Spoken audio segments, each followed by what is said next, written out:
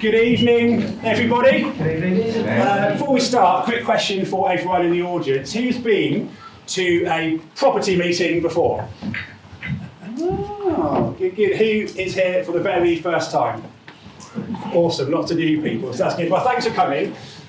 This is called Getting Started in Property, and we're going to talk to you about kind of principles behind property investing and why you might want to consider it, and we'll go from there. So most people don't attend seminars, read educational books or go networking, so because you're here, you're kind of different already, so well done for turning up, and hopefully we can make it worthwhile. We have got lots and lots of stuff to share with you tonight, so please feel free to use your book to take notes, and we are around at the break and at the end for more networking or questions you may have. So we're going to answer lots of questions for you, and this event might pose more questions than it might answer as well. So don't be put off by that. It's just a learning experience, and we'll see how we get on. But do contact us at the end or via email if you've got any questions that you need answering.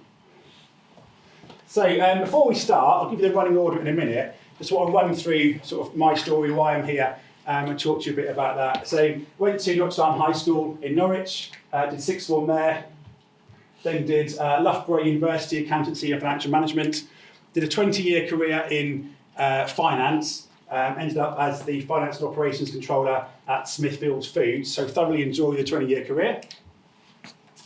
Getting onto the property side of things, parents told me, get on the property ladder, and that was kind of a thing that kind of was in my head, so just get on the property ladder, it'll be fine, and see where you end up. So did that, and then bought my first property in 1999, with 100% mortgage, so a classic no money down deal. You can't get 100% mortgage at the moment, but 2 years later, that property was worth £40,000 more. So I was there after doing sixth form, A-levels, degree, professional qualifications, all that study time and effort, and just bought a house and made 40 grand. So at that point, I kind of thought, maybe property is kind of worth taking a bit more seriously than I previously did. So that was my first soiree into it. Who's read Rich Dad, Poor Dad? Good. So the first recommendation of the night is pick up that book and have a read of it. It definitely changed the way I think about wealth creation, property, and asset building, etc. So after that experience, so I bought my first property, and then JV'd, bought one with my sister, my brother, and my parents. And I found property networking. Apparently there were these events you turn up to and guilt-free talk about property and how you want to change your wealth and your situation. So I really enjoyed that, never looked back. And as a result of those meetings, Joe and I started Jones & Co. letting agency. I met my first business partner at this Property Investors Network meeting. And I now host that meeting, and I have done for the last couple of years. So really enjoy that. And there's a link to that meeting if you want to come along in the inside front cover of your book. So what's next? We're going to continue to support new and existing investors and landlords. We're going to go Jones & Co. letting agency, and we're going to build our portfolio at the same time. So that's a bit of an introduction. I want to say thank you to our preferred partners. So Vincent Birch Mortgages, Michael Ulmer at Clapham & Collins, and Sam Holloway at M&A Partners, and they're going to talk to you today about different aspects of investing in property. So this is the running order. We're going to try to keep as close as we can to this. We're going to talk about some principles of investing in property: why, when, what, and then who. We're going to talk to you about how to work with your estate agent. Vince is going to talk to you about how to finance your property purchases. We're going to have a presentation by Emma, and going to introduce you to an opportunity at Utility Warehouse at the moment. Networking break, Michael's going to talk to us about how your solicitor can help you in your property career. And Sam's going to talk to us about property tax, and really worth taking lots of notes during that presentation. And then we're going to talk a bit about how to manage your properties compliantly. So lots of rules and regulations around that. So why do you want to buy property? You're here to learn a bit more or to network. And these are some of the reasons that I hear that people might want to invest in property. So security, capital growth, maybe a legacy, maybe it's just about the cash month in, month out. Maybe you want to give up your full-time job and go part-time. maybe your children's inheritance or finance care home fees. There's lots and lots of other reasons, and some of those may well resonate with you here tonight. Just want to say that we're going to put some numbers on the board, and I want to say that's not financial or tax advice. There's some principles that we're going to talk about property investing, and that's going to just help demonstrate the power behind sort of investing and not specifically in property. So this chap, Robert Kiyosaki, he said an asset is something that puts money into your pocket. And then he also said that a liability is something that takes money out of your pocket. So by that definition, the house that you live in, if you own it, he would consider that a liability, simply because you pay the mortgage company to live in that house, so it takes money out of your pocket. But if you consider a buy-to-let investment, if that works well, it should put money into your pocket because your tenants pay you rent, your mortgage comes off, and all things being well, you should have money in your pocket at the end. So that's quite a different way of thinking about assets and liabilities. And my job after reading this book was how do I grow my asset base and use that definition to help me. So I'll talk to you about some of the why, what, when, who and how of property. And I often get asked this question quite a lot, when's the best time to buy a property? And this is quite a good quote by a financial educator, Robert Allen.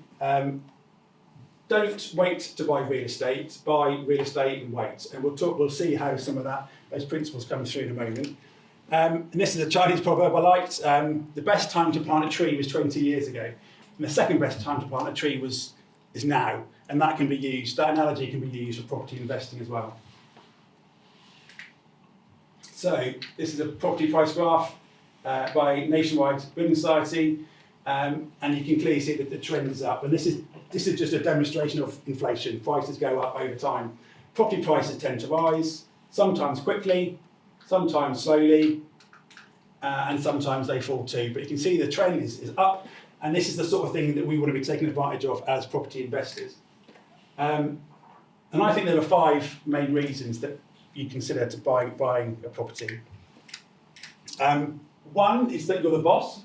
It is a business, and I think we'll talk about that in a minute about what I think owning property is like. You have a product, you're selling accommodation, you have customers, you have turnover, expenses, profit and tax, and you also got legislation that you take on when you buy your first property. So you can choose a lot of stuff as a business owner. You can choose what you buy, where you buy, how you add value if you want to do that, and how much you rent to charge, and how you manage your property. The second reason I like buying property is because you can leverage it and use other people's money. You can do that 2 ways. You can use the mortgage company's money. So you can buy a property and ask the mortgage company to fund up to 80% of that, for example, and the mortgage broker will tell you how to do that. And you can maybe club together with friends, family, colleagues to maybe stump up a deposit. And that's how I started, was JVing with my family, essentially. Doing that can maximise the return on your investment, and we'll talk about that concept in a moment or two. And this is an example of how I think that works. So I'm an accountant, love a spreadsheet, and I'm trying to keep it as brief as I can. This is demonstrating the performance of a property if you buy it for cash, and comparing it to the performance of that property if you use a mortgage. So there's 2 prices the same. This property is £200,000. You buy it all for cash, you pay some stamp duty and you pay some fees. You rent it out for £900, and there are more costs in owning property than just paying your agent fee. There's things like voids, maintenance, and there's tax at the end. But this, for simplicity, you can rent your property out and you make a profit at the end of the month. Your money, your return on investment is 5% in that example. In this example, you can use a mortgage. So you can ask the bank or the mortgage company to lend you £150,000. Your interest rate is 3%, so you only need to use £50,000 for deposit, the same amount of stamp duty, same amount of fees, and the total cash requirement goes down massively to £58,000. You still rent it out for the same amount of money, you pay your mortgage interest, you pay your management fee, and you make less money per month. So on the face of it, you're making less money if you use a mortgage. But the return on your investment is much, much higher. So your money is performing better and it's working harder for you. So that's principle number one, use other people's money to buy property. And what happens in 10 years? This starts to go to the inflationary impacts, and we'll talk about it in a moment. So in 10 years, you've made some profit. You've made less profit, is the truth, by borrowing money if you buy one house. However, rents increase over time, and you get capital growth.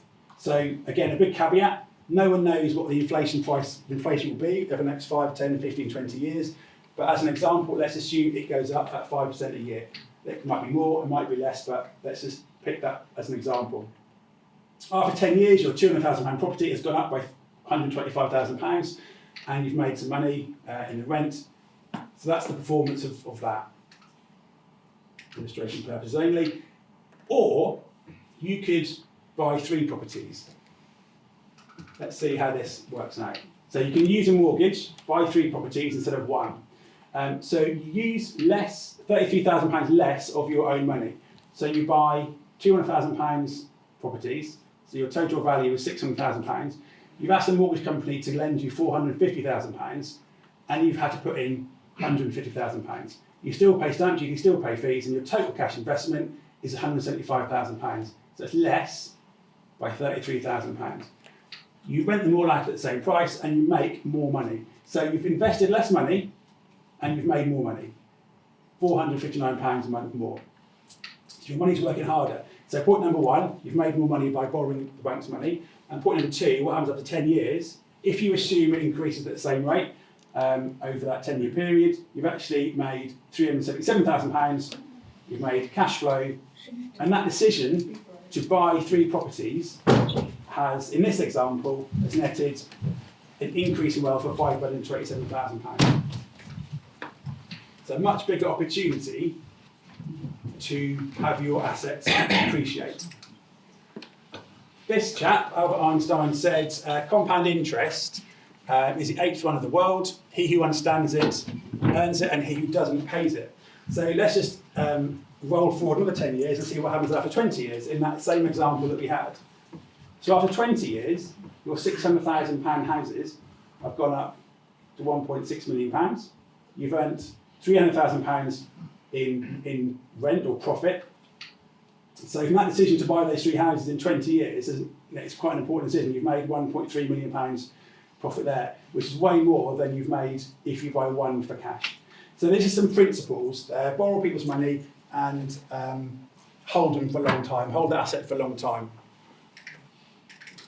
So more cash flow, property value's gone up. In this example, rents haven't increased over that 20-year period. Obviously, you'd expect they would do, and none of the capital has been released. So there's way more opportunity than just that number there if you reinvest your money and you put up your rent. So third reason, this is just a bit of a recap. You can add value in property. So three income streams: add value by refurbishing and extending, for example. Capital appreciation is the thing that we've talked about a moment ago, and cash flow. If your tenant's paying you rent more than your mortgage, you will make a profit each month. So inflation's a fourth reason I think we should think about buying property. And this sentence was pulled from this website here, Money Helper. And the interest rate you receive from your money is 2% in the bank, and inflation is at 5%, and we know inflation is a bit more than that, and I expect the bank interest is a bit less than that, the value of your money is decreasing by 3% a year. So inflation decreases the purchasing power of the money if it's left in the bank. But due to inflation, rental prices also increase, and the property and the value of property increases. And the fifth reason I think we should talk about property is for tax considerations. So in this example, if your property price increases and you've made £50,000 in 5 years, you can borrow against that increase, and you can release £37,000, but you don't pay any tax on that borrowed money. So you can do what you want with that. You can go and spend that money or reinvest it. There's considerations about buying in a limited company, might be more tax efficient, and then we'll talk about this later, mortgage interest and capital corporation tax versus personal income tax, and Sam's going to help us with that a bit later. So what property to buy? Before we answer that question, I tend to like to ask these types of questions. Are you buying for cash flow, or appreciation, or a bit of both? Are you buying with a mortgage? Are you using an agent? Are you investing close to you or remotely? And what is your attitude to risk? Do you want to add value?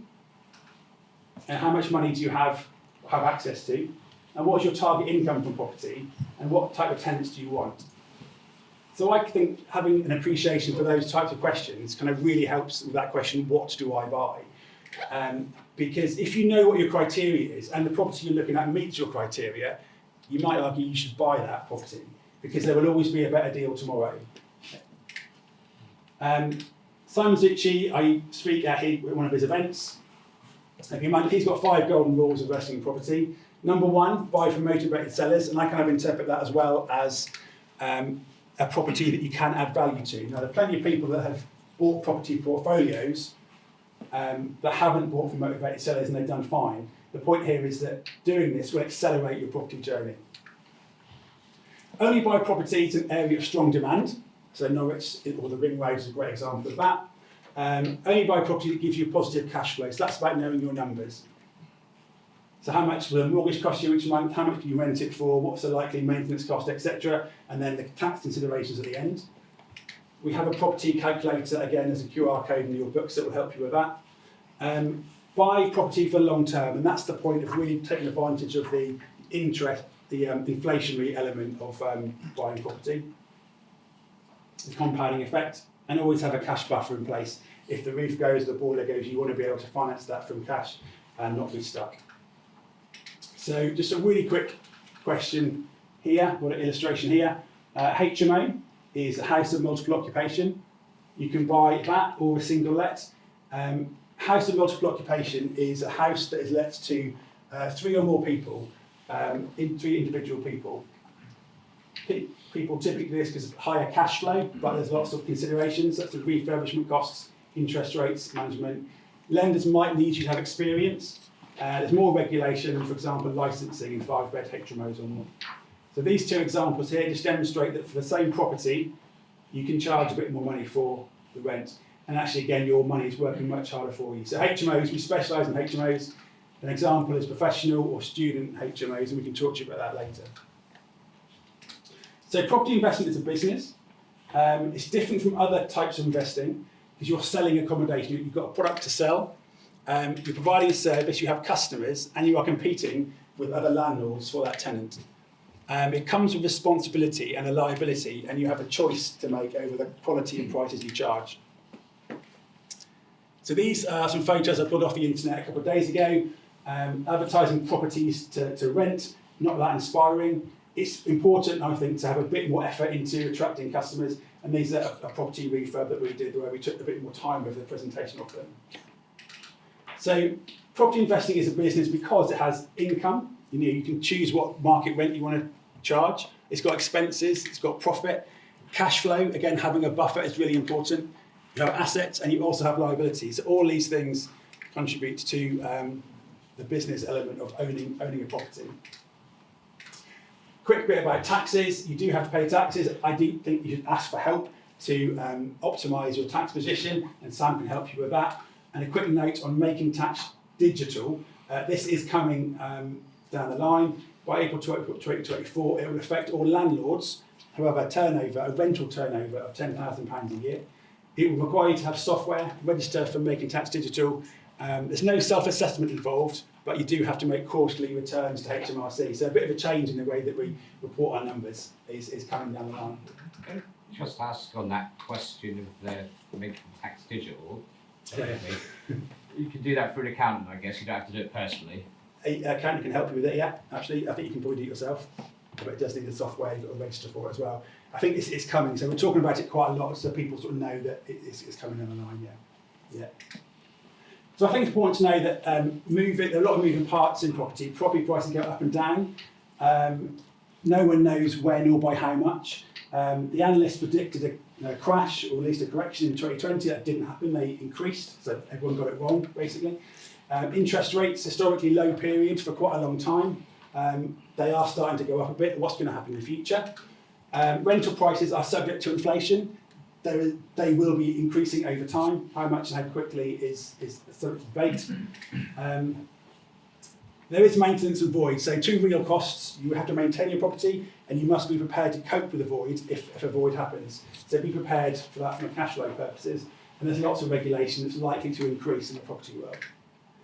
Who do you need to know? I think the people you need to know are here tonight. There are tradespeople, there's mortgage advisors, estate agents, letting agents and accountants and tax advisors. So how to buy property, got the last couple of slides. On the market today at Rightmove, there's 403 properties, 224 that were up to 250 and 39 with 3 bedrooms or more. It's obviously a go-to tool for buying property, the traditional way, and you can filter on the number of bedrooms, etc. You can sort it by highest or lowest price, and you can view on the map.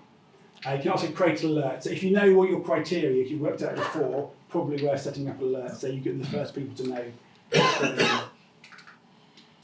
A couple of points about working with your estate agent. Market, as you know, is buoyant at the moment, and properties are being sold quickly. And how do you stand the best chance of your offer being accepted? One way is to have a decision in principle ready, know how much you can borrow, and it shows that you're ready to proceed to your agent or to your vendor. If there are competing offers for that property, it's likely that you'll get put ahead of the queue if you demonstrate that you're more serious and you can proceed. Sorry, proof of funds. It's often said that 1 in 3 property sales fall through, so always follow up with your estate agent. That property may not have sold, even if an offer was accepted. View lots of properties and make offers.